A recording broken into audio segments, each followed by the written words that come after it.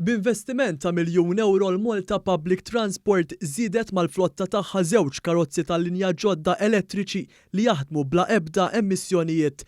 F'konferenza tal-aħbarijiet fil-venda tal-linja fil-Belt Valletta, il-Ministru għat-Trasport Aaron Farrugia tkellem dwar kif sa mill-bidu tal-operat tagħha fl-2015 il-Malta Public Transport bidlet il-flotta eżistenti tagħha b'aktar minn 300 vettura ġdida mamra bl-aħħar magni Euro 6 u favur l-ambjent. Bekk il-flotta Maltija hija fost l-aktar flottot ta' trasport pubbliku ġodda u l-inqas li jinġsu fl-Ewropa.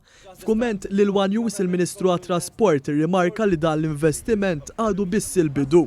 Dan huwa biss il-bidu. Nafu li l-Gvern ħajinvesti €40 miljun fi żmien li ġej permezz tal-National Recovery and Resilience Plan illi permezz tiegħu ħajkonna iktar bases li huma fully electric biex jgħinuna naslu għat-tragwardi l-pajjiż għandu għal 2030, 2040 u mbagħad l-aħħar mill-aħħar l-2050. Ora il-futur huwa ċar ħajkonna green public transport għal Maltin kollha. Fil-konferenza tal-aħbarijiet ġie spjegat ukoll kif il-flotta attwali hija magħmula minn vetturi li jagħmlu l-inqas ħsara lill-ambjent, iżda issa wasal iż-żmien li gradwalment naqilbu għal karozzi tal-linja li jaħdmu bl-elettriku. Min-naħa tiegħu iċ-Chairman tal-Malta Public Transport Felipe Kozmen qal li trasport pubbliku huwa kruċjali fil-ġlieda kontra t-tibdil fil-klima u saħaq li huma impenjati li jaħdmu favur l-ambjent u s-sostenibilità. Saħaq li l-investiment li tħabbar huwa biss il-bidu tal-pjan ta' dekarbonizzazzjoni u se jkompli jiġi komplementat mill-iskema ta' trasport pubbliku b'xejn li se tiddaħħal fl-ewwel ta' Ottubru ta' din is-sena.